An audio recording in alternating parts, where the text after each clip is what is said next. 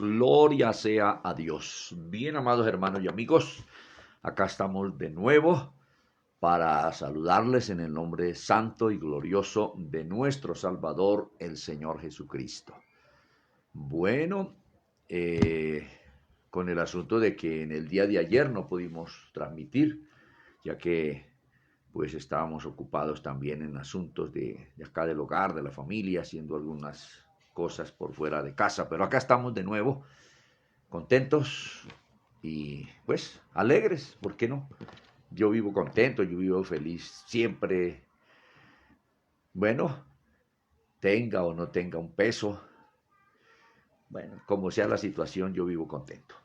Y espero que también ustedes estén contentos a pesar de muchas situaciones difíciles, adversas, como es bien sabido por todos, lo que está atravesando la humanidad, la tierra, y yo pienso que no hay familia de los países que han sido afectados y las ciudades, municipios por esta situación de este virus que no tenga alguna dificultad, algún grado de lucha.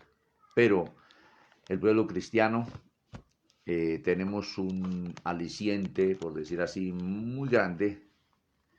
Tenemos un apoyo moral, psicológico, por la fe en el Señor Jesucristo. Eso es muy importante.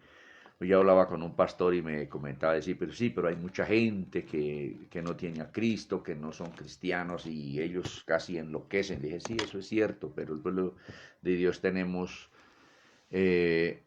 esa bendición de conocer la palabra del Señor, y el afán de nosotros los cristianos pues es dar a conocer la palabra del Señor a todas esas personas que han de ser salvas, que aún no conocen la palabra, para que puedan confiar en el Señor. Confiar no en una utopía, en algo que no es o que no puede ser, no, el Señor es real, Dios es real. Toda esta tierra, su creación, todo lo que existe, demanda un creador, porque esto no es por casualidad, nada de lo que existe es producto de el azar, no, producto de una mente poderosa y de un creador que ha diseñado y ha hecho todo. Así que estamos confiando en nuestro Dios Todopoderoso. Mi saludo para el pueblo del Señor. De nuevo, me gusta saludar a la preciosa congregación allí de la Comunidad Cristiana Bíblica Misionera, establecida aquí en Bogotá, en Ciudad Kennedy, más exactamente allí en el barrio Casablanca. Que el Señor les bendiga, valientes. Ustedes han sido muy valientes a pesar de tanta lucha, de tanta dificultad que ustedes mismos saben que hemos tenido, pero valientes, valientes. Les admiro a ustedes, amados hermanos. Entonces, que el Señor los bendiga, les queremos mucho. Un abrazo para todos, los niños, los adolescentes, los jóvenes, los hermanos adultos, las personas mayores, para todos mi saludo. También para los demás hermanos, por supuesto, de la misma manera. Amamos, les queremos de toda misión, de todo concilio, cada compañero pastor, porque es así. El pueblo del Señor está diseminado por toda la tierra en los distintos grupos que el Señor tiene. Sí, Él ha hecho que su iglesia esté así, repartidita, haciendo trabajo. Y millones de cristianos que hay, hombres y mujeres nacidos de nuevo, santos y salvos, que de pronto unos han entendido más de la palabra, otros hemos entendido menos, otros un poco menos. Bueno, pero no quiere decir que porque alguien haya entendido más es más salvo, que porque alguien no haya entendido tanto tampoco sea menos salvo. No, la salvación es un don de Dios por creer en el Señor Jesucristo. Claro, someterse a Él, a su señorío, a su autoridad, a su palabra. Eso es muy importante entenderlo. Pero somos salvos por la misericordia de Dios, por la gracia de Dios. Y si nuestra conducta ha cambiado, de hecho que ha cambiado la conducta del pueblo cristiano. No por ese cambio de conducta es que somos salvos. No.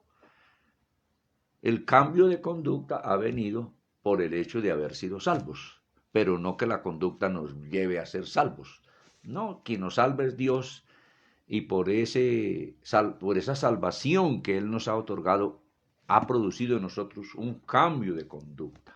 Es muy importante entender esto y tenerlo claro, porque me gusta mucho, no sé por qué mi mente últimamente ha estado girando mucho y siempre gira alrededor de los ladrones aquellos de la cruz. Ese ladrón que fue salvo, ¿cuál cambio de conducta? Que dice, no, nada. Ese no, ni siquiera le pidió perdón a las personas a las cuales afectó de alguna manera. Creyó en el Señor Jesús. Y ahora otra cosa que les he dicho es que el perdón no es gradual. Perdón de nuestro pecado no es gradual, que despacio el Señor nos va perdonando. No, no, Él nos perdona y ya. Eso es así. Entonces, mi saludo para todo el pueblo del Señor. Les amamos. Estamos leyendo el libro del Apocalipsis y vamos por el capítulo 14. Yo quiero seguir avanzando.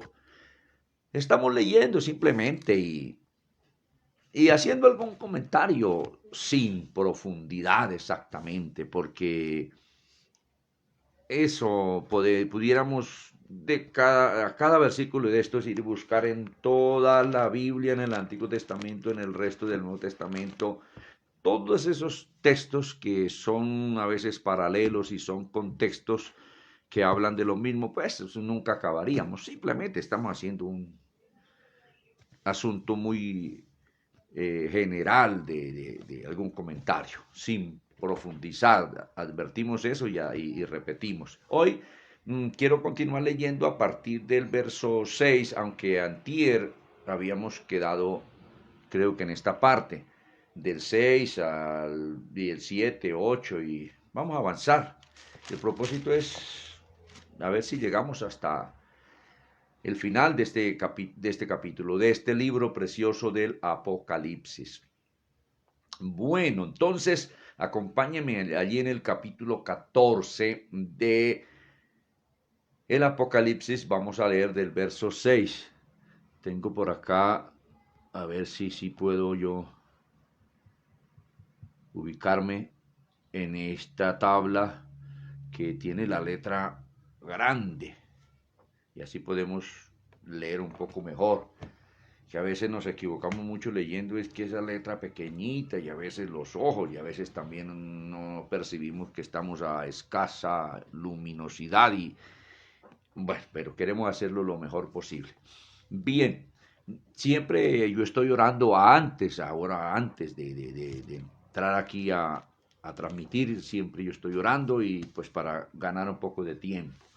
Entonces, capítulo 14 del Apocalipsis, verso 6 en adelante, dice así este pasaje. Hay un título que le colocaron allí, el mensaje de los tres ángeles. Leamos, dice Juan en su relato, vi volar por en medio del cielo a otro ángel. Bueno, la pregunta dirá, ¿de cuál cielo? El cielo es de la tierra para arriba, de aquí donde estamos parados para arriba, eso se llama cielo. 20 metros es el cielo, 100, 200 metros, 1 kilómetro, bueno, eso es el cielo.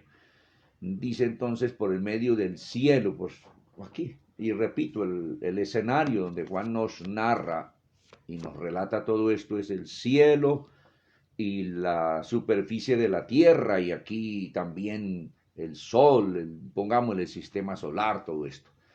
Dice Juan que vio volar ese ángel por el cielo, que tenía el evangelio eterno para predicarlo a los moradores de la tierra.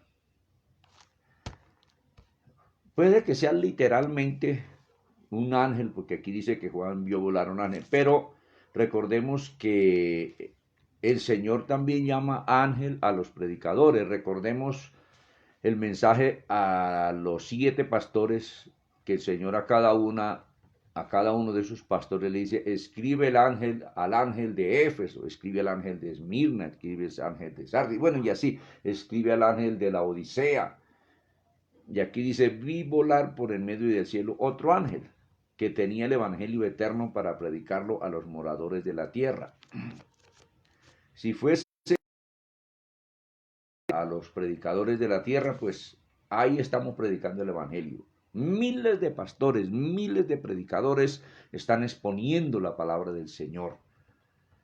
Entonces, qué hermoso todo esto cuando se puede hacer esta tarea para honrar al Señor y compartir la palabra ahí como está. Ahora, si no pudiésemos explicar algo que simboliza acá, pues un ángel, entonces alguien dirá, bueno, a toda nación, mire, a toda nación, a toda tribu, a todo idioma, a toda lengua y pueblo, diciendo a gran voz, temed a Dios y dadle gloria, porque la hora de su juicio ha llegado. Y adorad a aquel que hizo el cielo y la tierra, el mar y las fuentes de las aguas. O sea, antier hablábamos de que esta porción de aquí, de la Biblia, de Apocalipsis, se ha hecho un cántico muy entonado en medio de las congregaciones.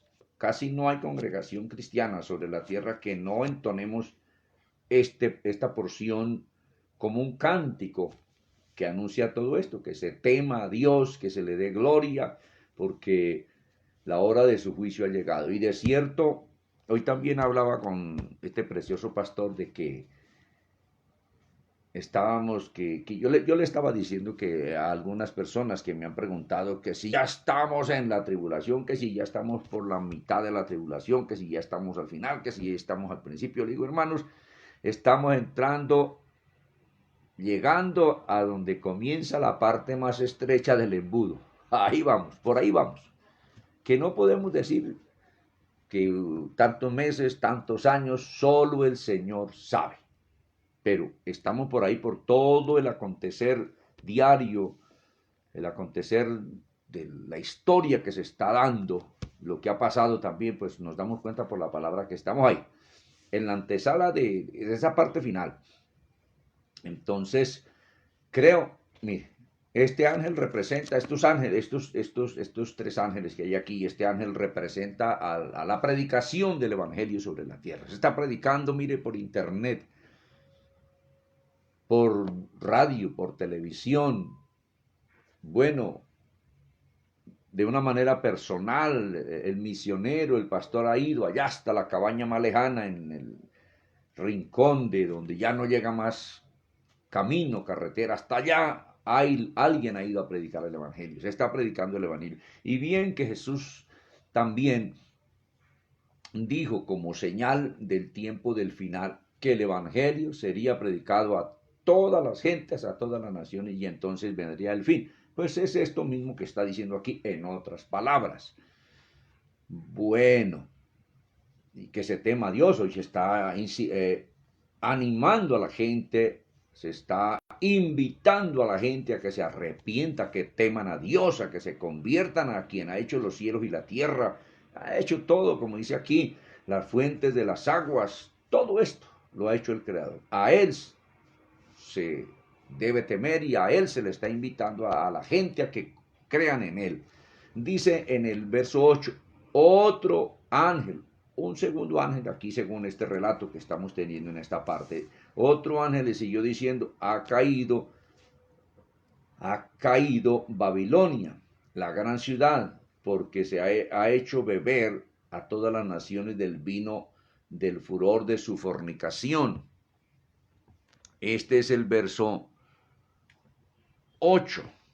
Dice, leo aquí en esta otra versión no, en esta otra Biblia dice, otro ángel le siguió diciendo, ha caído Babilonia, la gran ciudad, porque ha hecho beber a todas las naciones el vino del furor de su fornicación.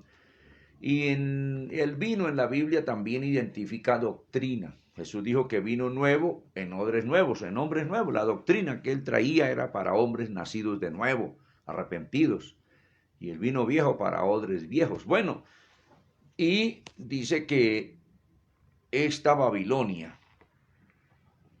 ha dado de ese vino a todas las naciones de la tierra, ha hecho beber a todas las naciones de la tierra el vino de su fornicación. Esta Babilonia se ha identificado desde hace mucho tiempo como el imperio religioso que tiene su asiento en Roma, que ha cubrido prácticamente toda la tierra. El Islam ha permeado parte de la tierra también, pero realmente el imperio religioso que ha trascendido a toda la tierra es este imperio religioso que tiene su sede allí en Roma. No hay nación de la tierra que no tenga una sede allí, una sede allá. Allá en toda la tierra eso es así. Y que le ha dado de todo ese vino de su fornicación, de su engaño, de su prostitución, porque lastimosamente, pues, la iglesia primitiva, luego vino la iglesia posapostólica y la iglesia después de ser martirizada, el tiempo de las catacumbas, por el año 325, esa iglesia post-primitiva, pues prácticamente se casó con el Estado, se descarrió, se contaminó y se unió con el Estado, y puede que aquel nacimiento de esa iglesia sea el cuerno pequeño de que habla Daniel, allí en el capítulo 7, y nació un imperio religioso, y ahí está sobre la tierra, y tantas cosas que ha enseñado, contrario a lo que está escrito en la Biblia, este imperio religioso. Tantas cosas, tan contrarias: la idolatría, el perdón del pecado a los hombres por un hombre. El único que puede perdonar pecados es Dios. Eso es blasfemar contra Dios, blasfemia. Precisamente a Jesús lo catalogaron en algún momento que había blasfemado contra Dios, porque le dijo a una persona, tus pecados te son perdonados. Y uy, ha blasfemado. Pero ahora vino esta situación allí, que nació en Roma y se estableció allí, tiene su sede, de que el hombre le perdona el pecado al hombre. Eso es blasfemia, y tantas cosas tan terribles.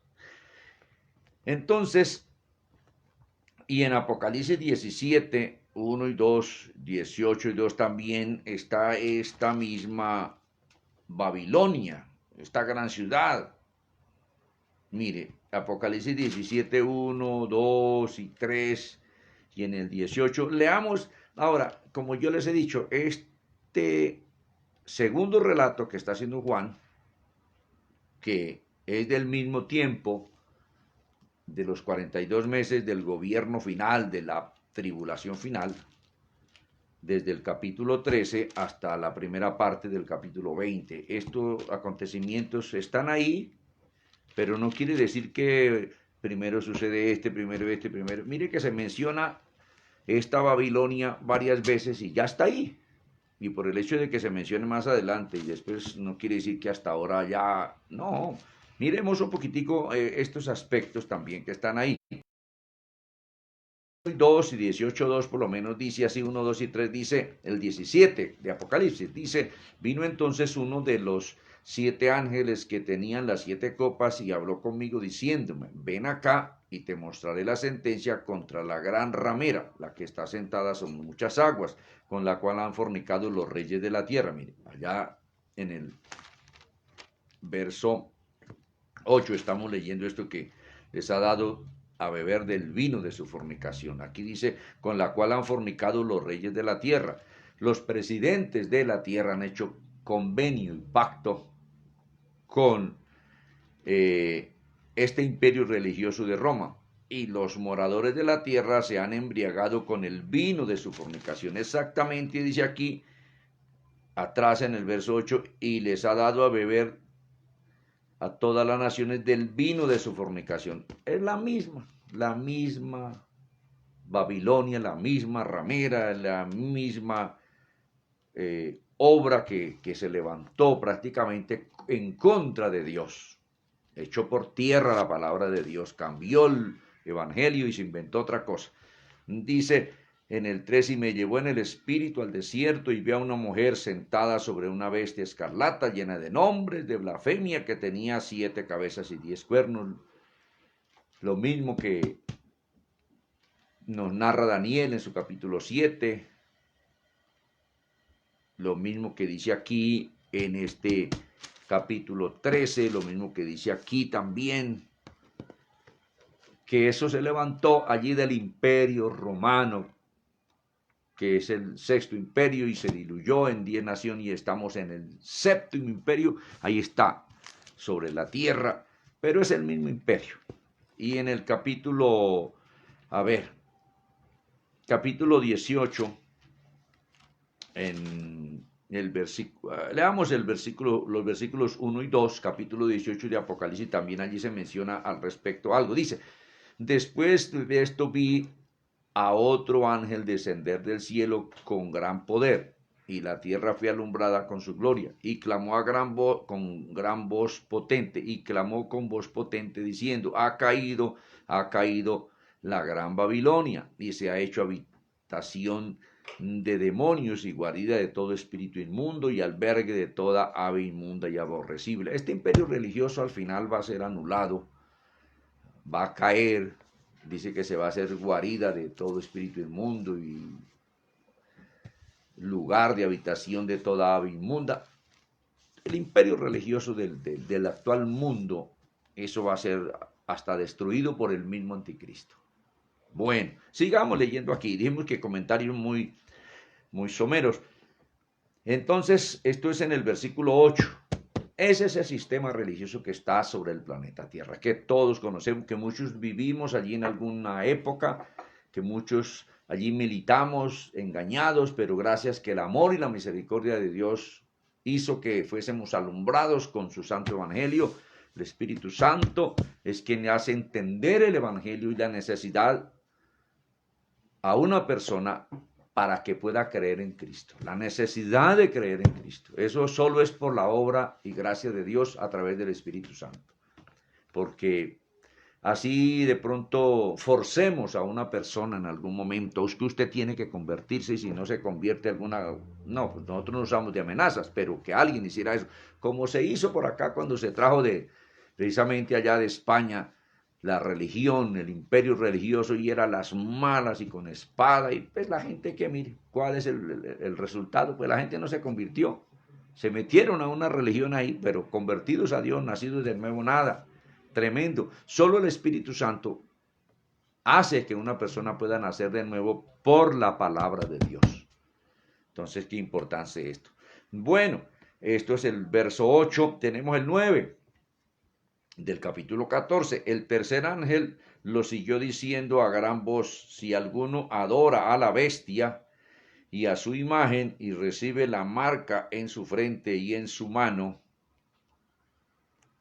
Bueno, frente habla de sello también a Dios, porque el Espíritu Santo es quien sella a los hijos de Dios, ha sellado a su pueblo. Pues esta bestia también va a pretender hacer algo similar, y en su mano, cuando dice aquí mano, quizá literalmente la mano derecha, o también está hablando de la mente, la capacidad que Dios ha dado al hombre, que será pues prácticamente dominada por este imperio religioso, político, militar, económico del mundo. Y mano habla de trabajo, todo este asunto, porque dice allí que nadie podrá comprar ni vender. Recibe la marca en su frente o en su mano derecha. Dice que, leamos de nuevo el 9, otra vez el 9. El tercer ángel lo siguió diciendo a gran voz: si alguno adora a la bestia, se rinde a este sistema y le adora a la bestia, le rinde culto a la bestia y a su imagen.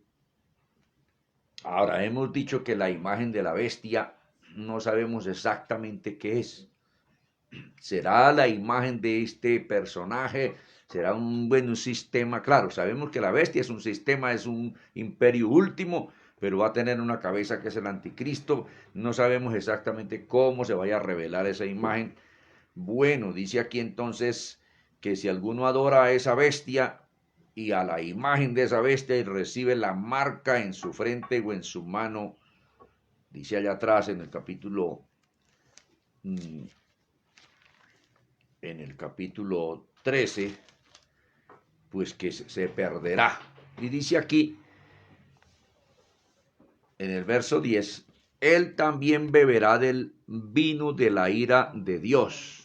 La ramera esta le ha dado de beber del vino de su fornicación, de su idolatría, brujería. Está metido la masonería, toda esta cosa que hay sobre la tierra, una mercadería espantosa, como dice precisamente de la gran Babilonia, de este mismo sistema que comercia con todo. Entonces dice, quien adore, quien le rinda culto a este sistema último, en estos días se está hablando mucho del nuevo orden mundial y eso va para allá, para establecer un último gobierno prácticamente dirigido por un emperador, imperio mundial, maligno, encabezado por el dragón, el anticristo, el falso profeta. Ese va a ser un imperio que va a arropar, como dice, toda lengua, toda tribu, toda nación, todo lugar. Y eso va para allá, el nuevo orden mundial. Pero ahí están diciendo que este nuevo orden mundial empieza con plantear una nueva educación para toda la tierra en cuanto a los niños, la juventud. Es decir, una sola idea, una sola forma de educación. Y esto va para allá, para que se dé el cumplimiento a la palabra de Dios. Bueno, un comentario muy somero. Pudiéramos extendernos y hablar muchas cosas acá, pero entendemos la palabra, hermanos y amigos, se va a establecer ese sistema que va a arropar toda la tierra. Ahora, pero nuestro Rey, nuestro Señor, a quien debemos adorar, es a nuestro Creador, a nuestro Salvador, a nuestro Redentor. Por eso la iglesia tiene sabiduría y no se someterá a ese sistema. No adorará al diablo, al anticristo, al falso profeta. No, la iglesia cristiana, la gente entendida no lo hará. Sufrirá persecución, quizá no le van a vender, no va a poder comprar, va a tener muchas restricciones. Bueno, pero el Señor es poderoso, porque Él va a tener un remanente precioso para cuando venga levantarlo en lo que se conoce como el arrebatamiento de la iglesia, cuando se suceda la primera resurrección, que es cuando el Señor viene. Dice aquí entonces que la gente que adore, pues Dios también les dará a beber del vino de la ira de Dios, que ha sido vaciado puro en el cáliz de su ira, y será atormentado con fuego y azufre delante de los santos ángeles y del Cordero.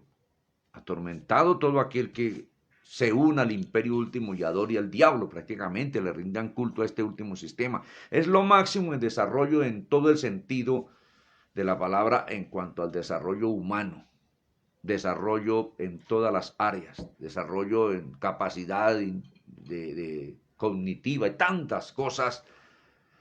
El número 6 dice que Dios le dará a beber de la copa de su ira.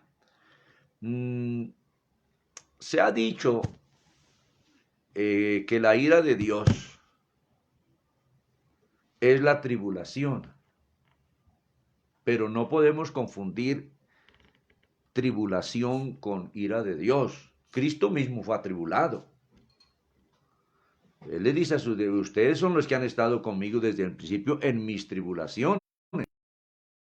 Tribulación que la que sufrió el Señor Jesús, lo despreciaron, bueno, lo traicionaron, lo agarraron, lo amarraron, le dieron puñetazos, palos, le arrancaron su barba, le dieron azotes como el que golpea a un delincuente, lo clavaron allí en la cruz, una tribulación muy tremenda. Los apóstoles sufrieron mucha tribulación, los profetas del Antiguo Testamento, muchos de ellos fueron aserrados, encarcelados, apedreados. Pues el mismo Cristo lo dijo cuando lloró sobre Jerusalén. Jerusalén, Jerusalén, que matas y apedreas a los que te son enviados, a los profetas. Todos los que han servido a Dios, los que servimos a Dios, hemos sufrido persecución de alguna manera, quizá nosotros no tanto como aquellos, y no sabemos lo que pueda venir también, pero no se puede confundir tribulación con la ira de Dios. La ira de Dios es condenación. Aquí mismo dice que les dará beber de la ira, dice, del cáliz de su ira. Dice, y será atormentado con fuego y azufre delante de sus santos ángeles y del Cordero. O sea que la ira de Dios es la condenación. Mire, Juan 3:36, el Evangelio, allí hay un texto que es muy claro, que es muy elocuente para señalarnos y enseñarnos y aclararnos de que cuando la Biblia habla de la ira de Dios, en este caso del asunto apocalíptico, es la condenación. Mire, Juan capítulo 3, verso 36, dice así: el que cree en el Hijo, con mayúscula, en el Señor Jesucristo, tiene vida eterna, o sea que su pecado le es perdonado. Pero el que rehúsa creer en el Señor Jesucristo, en el Hijo, dice aquí, no verá la vida, o sea, no tendrá salvación, sino que la ira de Dios está sobre esa persona. O sea que no es ninguna tribulación, es la condenación, porque todo aquel que rehúse creer en el Señor Jesucristo se va a condenar, se va a perder. Entonces, claramente, la ira de Dios, según la misma Biblia, es la condenación y no tribulación. No es tribulación. Hay otro texto que se ha forzado para decir que el asunto de que Dios nos va a librar de la ira de Dios es que Dios nos va a librar de ser perseguidos, de ser atormentados de alguna manera, físicamente. En la primera carta del apóstol Pablo a los tesalonicenses, en el capítulo 5, allí hay una porción del verso 2 en adelante, podemos leer como para ganar tiempo, porque pudiéramos leer desde bien atrás, pero capítulo 5, verso 2 en adelante, 2, dice así: porque vosotros sabéis perfectamente que el día del Señor vendrá así como ladrón en la noche. Otro texto forzado que también se ha dicho que ladrón en la noche quiere decir que es invisible y secretamente. No, eso es una falacia. Como ladrón en la noche quiere decir que no se sabe la hora, a qué horas es que el Señor va a venir. Pero que los ladrones se ven, los ladrones se oyen. Pues como no. Dice que cuando digan paz y seguridad, entonces vendrá sobre ellos destrucción repentina, como los dolores a la mujer encinta, y no escaparán. Mas vosotros, hermanos, no estáis en tinieblas, para que aquel día os sorprenda como ladrón. Bien, va a venir el Señor y la iglesia va a estar ahí, en medio de esa situación, pero no seremos sorprendidos, para que aquel día, cuando el Señor venga, no nos sorprenda como ladrón. Dice el 5, porque todos vosotros sois hijos de luz e hijos del día, o sea, conocemos la palabra, conocemos a Dios, somos hijos de Dios, tenemos la verdad de Dios y sabemos el asunto de el tiempo en que nos ha tocado vivir, que toca vivir. Dice, porque todos vosotros sois hijos de luz e hijos del día, no somos de la noche ni de las tinieblas. El 6, por tanto no durmamos como los demás. La gente que no conoce a Dios, que no se ha convertido, pues en esta cuarentena están por ahí en pecado, por ahí embriagándose, por ahí en cualquier otra cosa, menos buscando de Dios, menos leyendo la Biblia, menos orando. No, ellos están ocupados en otras cosas. Leamos el 6, por tanto no durmamos como los demás, sino velemos y seamos sobrios. 7, pues los que duermen de noche duermen. Eso es un ejemplo. Y los que se embriagan de noche se embriagan. Anoche espiritual, esa noche de oscuridad espiritual está cernida sobre todo un ser humano que no ha querido escuchar a Dios. 7. El 8 dice, pero nosotros que somos del día, seamos sobrios, habiéndonos vestido de la coraza de fe y de amor, y con la esperanza de salvación como yelmo. Yelmo es casco, conocimiento debe estar ahí en cada uno de nosotros. 9. Porque no nos ha puesto Dios para ira. Esto se ha dicho, dice que no nos ha puesto Dios para tribulación. Por supuesto que no es tribulación. Lo que quiere decir aquí, porque no nos ha puesto Dios para condenación, para ser condenada nuestra alma, para ira, para caer bajo la ira de Dios, sino para alcanzar salvación. Mire, esta segunda parte aclara lo primero, sino para alcanzar salvación, no de ser de pronto atribulado físicamente, de esa salvación no está hablando ahí, sino para alcanzar salvación por medio de nuestro Señor Jesucristo.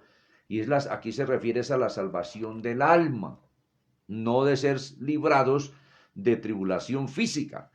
Porque mire el contexto del verso 10, quien murió por nosotros, está hablando de que Él es el que salva, quien murió por nosotros, para que ya sea que velemos, ese velemos quiere decir que estemos vivos en este cuerpo, o que durmamos, ya que muramos físicamente, pues somos librados de la ira de Dios, tanto gente viva, creyente en Cristo, como los que han partido, pues librados de la ira de Dios.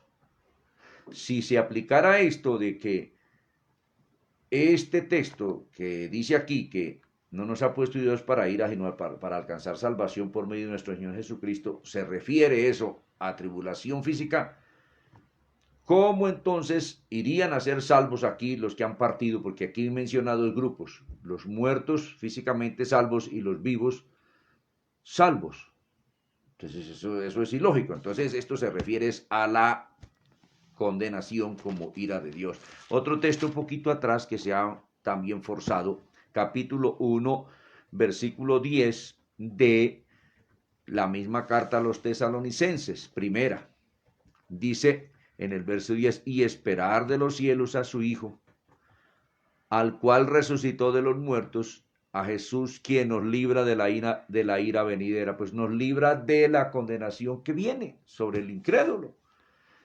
Y como dije en alguna oportunidad, otras versiones como la del 1909, la de 1600, la del libro del oso, la del 1600, la del 1865, que yo tengo esas versiones, la del 9 y la del 1865, aquí en este mismo texto dice así, y esperar de los cielos a su Hijo, al cual resucitó de los muertos, a Jesús, quien nos libró de la ira venidera. Ese nos libró, nos remite al Gólgota. Allá fue donde cada uno de nosotros los creyentes fuimos librados de la condenación eterna. Entonces, la ira de Dios no es tribulación física. No es tribulación. Entonces, no se puede decir que la ira de Dios sea tribulación. Pero eso lo tiene el mundo evangélico metido en la cabeza. Dice que Cristo viene para librar a la iglesia de la tribulación física de este último tiempo que se conoce como la gran tribulación, confundiendo ira de Dios con tribulación o confundiendo tribulación con ira de Dios. Este texto aquí es muy claro también. Volvamos allí al Apocalipsis 14:10. 14:10 dice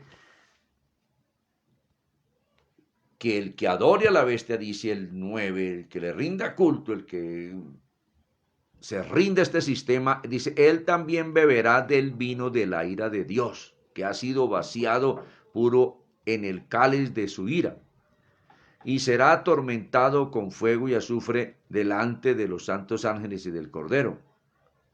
La ira de Dios es para tormento en el lugar de condenación, mire. Entonces no es tribulación. Hay otro texto en Romanos 5:9 que me vino a mi mente ahora, Romanos 5:9, miremoslo, que también nos habla en el mismo sentido de que la ira de Dios es la condenación. Dice Romanos 5:9, pues mucho más, estando ya justificados en su sangre, en la sangre de Cristo, por él seremos salvos de la ira. Y aquí no se entiende ni se puede interpretar que sea de tribulación física, de que lo maten, de que lo decapiten, de que lo quemen vivo. Porque si no, si fuera así, entonces la ira de Dios cayó sobre Pedro, que lo crucificaron con los pies para arriba, que la ira de Dios cayó sobre Pablo, que le quitaron la cabeza, lo decapitaron, y a muchos y a millones que han quemado. No, aquí claramente el texto nos está hablando de que es librados de la condenación eterna por la sangre de Cristo.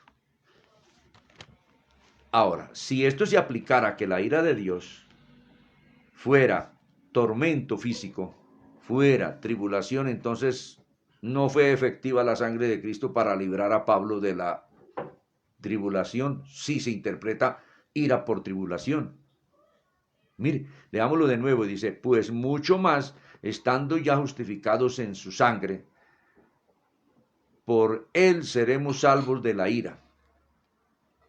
Entonces Pablo no fue salvo de la ira de Dios si fuese la tribulación que cayó sobre él. Entonces para nada le sirvió la sangre de Cristo ni la obra que hizo Cristo en la cruz, si no fue librado Pablo de la tribulación, si no fue librado Pedro, si no fue librado Policarpo, si no fue librado los millones y millones que ha matado el imperio romano político y religioso y militar.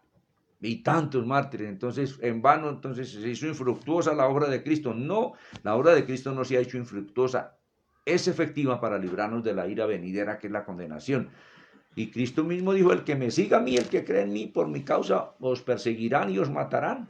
Entonces no podemos confundir un asunto tan claro como este. Ahora, este texto aquí que estamos leyendo de Apocalipsis 14, versos 10, 11, yo quiero terminar por lo menos ahí hasta el 13. Claramente aquí la ira es lanzado al lugar de tormento, el infierno inicialmente, y luego el lago de fuego. Dice entonces el 11, y el humo de su tormento sube por los siglos de los siglos. Mire que un tormento eterno por los siglos de los siglos, el humo de su tormento.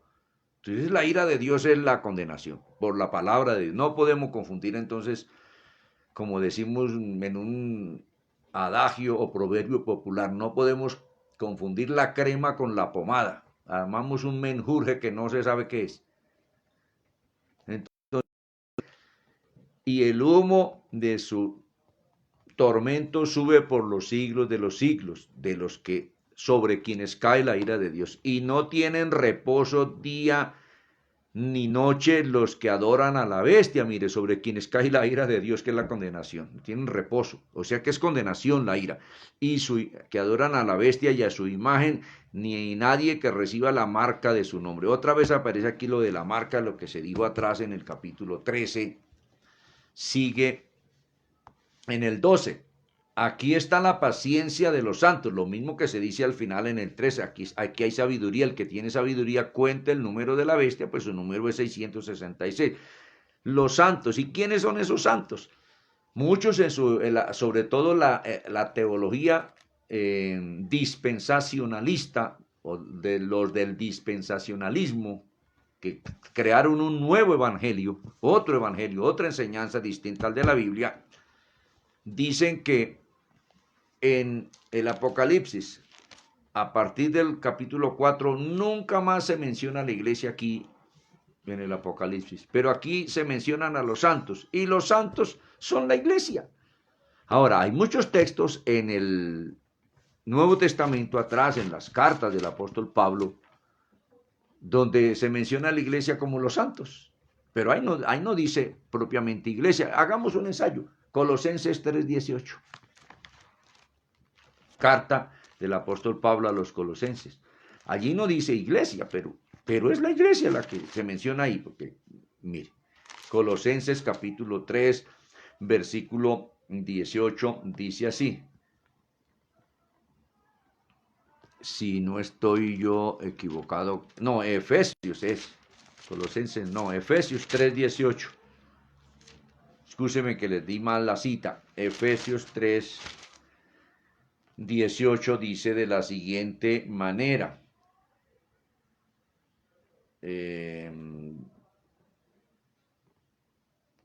Efesios 3:18 dice, ay Señor Jesucristo, dice para el 17, para que habite Cristo por la fe en vuestros corazones, a fin de que, arraigados y cimentados en amor, seáis plenamente capaces de comprender con todos los santos, es decir, con la iglesia, cuál sea la anchura, la longitud y la profundidad y la altura. Aquí no se menciona iglesia, pero estos santos pues son la iglesia, ¿quién más va a ser? Ahora sí, Colosenses 3:12. Miremos allí Colosenses 3:12. Dice así, vestidos pues como escogidos de Dios, santos y amados, de entrañable misericordia, de benignidad. Aquí no se menciona la palabra iglesia, pero estos santos, estos que se deben vestir en santidad y que son estos santos, pues es la iglesia. Segunda de Corintios 13:13, miremos un poquito aquí atrás. Es que cuando se forza la Biblia para hacerla decir lo que no dice, para esconder las verdades, pues eso cualquiera lo puede hacer, pero cuando uno escudriña la palabra, la cosa cambia. Cuando uno aprende a pensar y a mirar la escritura tal como está escrita, ya no pueden engañar a uno y uno tiene claridad. Mire, el verso 13 dice, y ahora permanecen la fe, la esperanza y el amor. Estos tres, yo les dije, no, es que es segunda carta. Yo estoy leyendo en la primera carta a los Corintios, segunda carta. Dice, todos los santos os saludan. En la despedida que hace Pablo, todos los santos, pues la iglesia del Señor. Y así hay muchos textos. Leamos allí Efesios 6.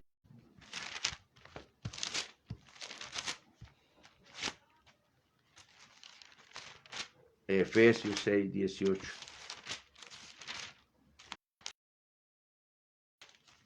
Por decir algo, dice la palabra como si orando en todo tiempo con toda oración y súplica en el Espíritu y velando en ello con toda perseverancia y súplica por todos los santos. Por todos los santos, pues por toda la iglesia, por los salvos. Pues eso es. Entonces cuando dice aquí en Apocalipsis, ya estoy viendo que faltan 10 para las 8, dice aquí en Apocalipsis 14:12, donde vamos leyendo, volviendo al texto de Apocalipsis, dice así, aquí está la paciencia de los santos, pues la paciencia de la parte final de la iglesia. ¿Cuáles más van a ser los santos si los inconversos no son llaman santos? Ni son santos. ¿Y cuáles más van a ser? Pues los santos, la iglesia del Señor. Aquí está la paciencia de los santos, los que guardan los mandamientos de Dios y la fe de Jesús. ¿Cuáles son los creyentes en el Señor Jesucristo? Pues los santos, la iglesia. Ahora, no podemos tampoco decir que nosotros, los que estamos vivos, somos exclusivamente la iglesia, no, somos parte de la iglesia. Como yo he dicho, casi la mayoría de la iglesia, por si es que eso es así. El porcentaje más alto, arriba del 90%, lo coloco yo, está en el paraíso. Y nosotros somos parte de la iglesia que está en el paraíso. Entonces nosotros no podemos decir que, la iglesia de Cristo somos nosotros. Sí, somos parte de la iglesia de Cristo, eso sí. Y aquí entonces dice que guardan los mandamientos de Dios estos santos y la fe de Jesús.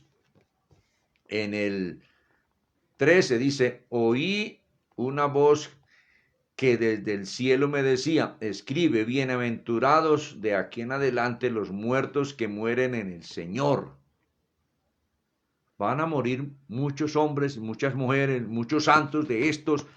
Los va a perseguir el último sistema religioso del imperio final.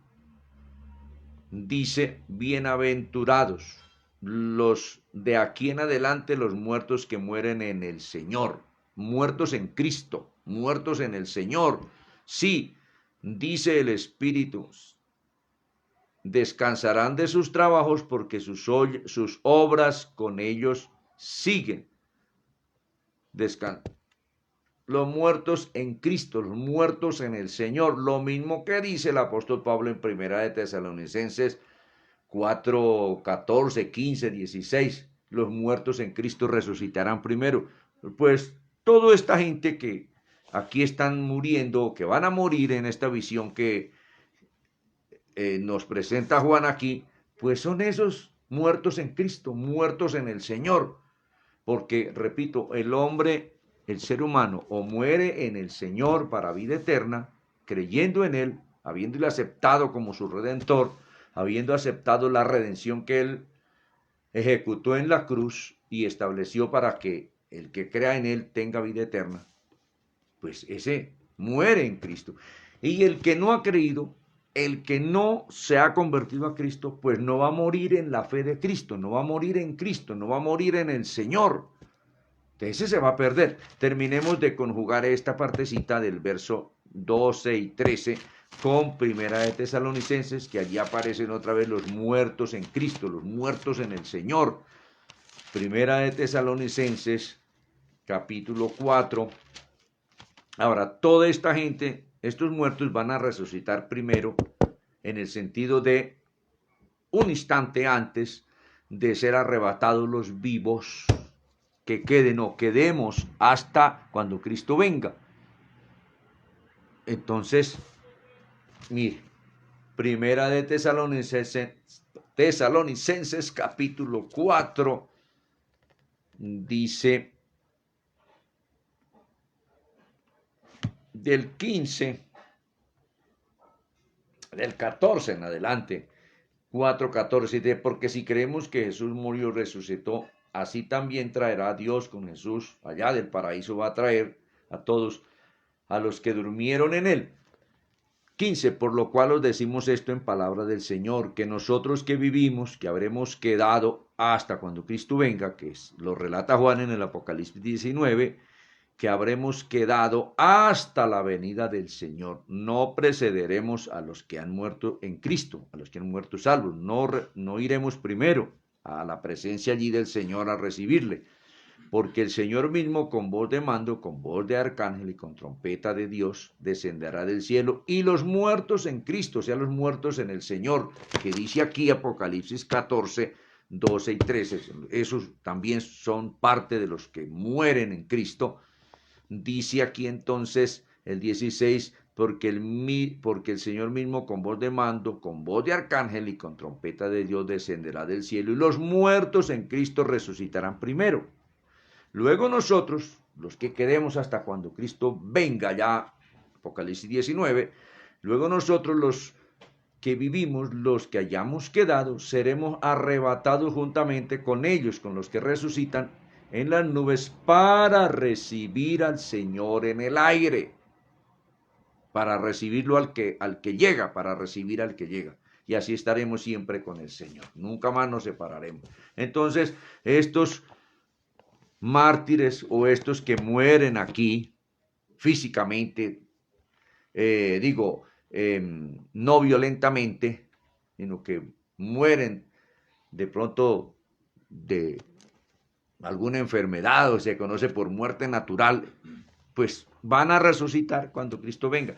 O que si estos santos mueren aquí violentamente, en persecución, los ejecutan de alguna manera, dice, bienaventurados los que mueren en el Señor. De aquí en adelante, los muertos que mueren en el Señor. Entonces, amigos, el único que salva es Cristo. Amiga, nadie más salva. Y la persona o muere en Cristo o muere sin Él. En otras palabras, o muere en Cristo o muere en el diablo. Porque la persona no puede morir en un asunto medio, que ni muere en Cristo, que ni muere en el diablo, que mueren, ¿en quién va a morir entonces? No, o muere salvo o muere condenado, o muere en el diablo, porque fuera de Cristo no hay salvación. Ninguna religión salva, ningún pastor salva, la ley no salvó a nadie, no, la ley no salva. Ahora, la ley continúa, porque si estuviéramos sin ley, nada sería pecado. Matar no sería pecado, adulterar no sería pecado, fornicar no sería pecado, idolatría no sería pecado. Y eso lo contempla la ley de Dios allá en los 10 mandamientos y todo el Antiguo Testamento habla. Lo que pasa es que se ha malinterpretado y es que Cristo terminó con la ley. Si él mismo dijo, yo no vine a terminar la ley, yo no vine a abolir la ley, sino a cumplirla. De una manera tan clara. Pero se nos torció la Biblia de que Cristo finalizó con la ley y es que ya no estamos bajo la ley. Lo que pasa es que hay que entender que la ley conducía al hombre, a Dios, a través de aquellos corderos literales y bueyes y vacas alazanas, pero ese cordero del Antiguo Testamento era tipo de Cristo. Ahora, la ley, la palabra de Dios hoy debe conducir y sigue conduciendo al hombre, ya no a través de un cordero de 4 paticas, sino a través de Jesucristo. La persona se vuelve a Dios para vida eterna. Por eso, entonces, amigo, usted necesita creer en Cristo. Amiga, usted necesita escapar de la ira de Dios, es decir, de la condenación eterna. Aquí dice que por los siglos de los siglos el tormento será y que el humo sube por los siglos de los siglos. O sea que es algo muy terrible. Entonces, amigos, la invitación es de que usted se convierta a Cristo, que crea en Él.